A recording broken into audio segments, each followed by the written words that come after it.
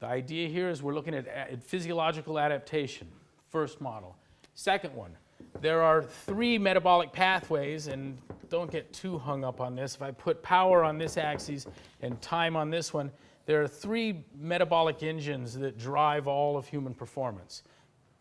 Third is the oxidative or aerobic.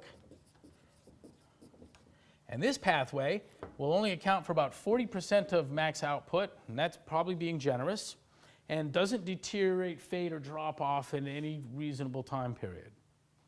Goes for hours, hours, hours, in some instances days where needed. There's a dividing line here between those that crash and burn, the relatively high output. This one's about 70%. There's a dividing line between those that crash and burn and deliver high power, and the one that does not crash and burn is relatively low power. And that is that these are anaerobic, and this is aerobic. Okay? Now, it is our contention that he or she is fittest, that is best balanced, has the greatest total capacity in each of these 3 pathways.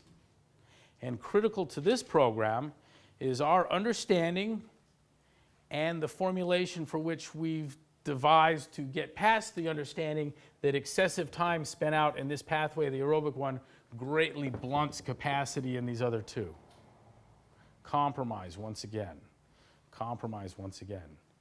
We've also proven to just about all that it will look that aerobic capacity that is generated through very narrow modal domains.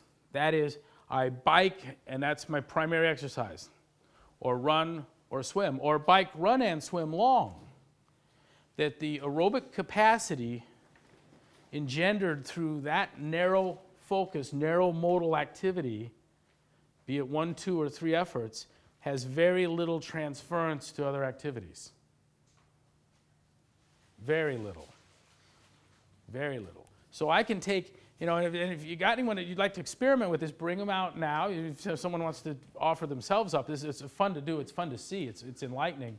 But we can take world-class triathletes, marathoners, cyclists, and expose them to mixed modal, moderate intensity, short duration efforts and watch them gas. And watch them incur a dramatic cardiorespiratory failing.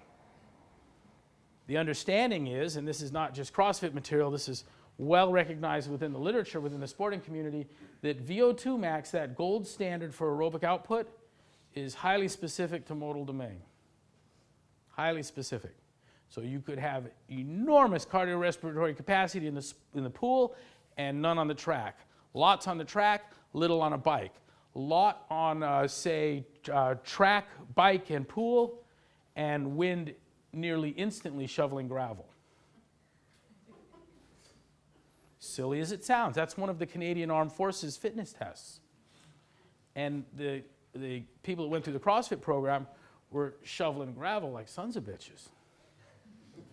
What we've done is we've escaped the bugaboo of the specificity of the aerobic adaptation. And we've done that through our prescription, which we'll come to next. So what I have here is a balance, again, a balance here in physiological adaptation. Here I've got a balance in metabolic pathway. And we've got a third.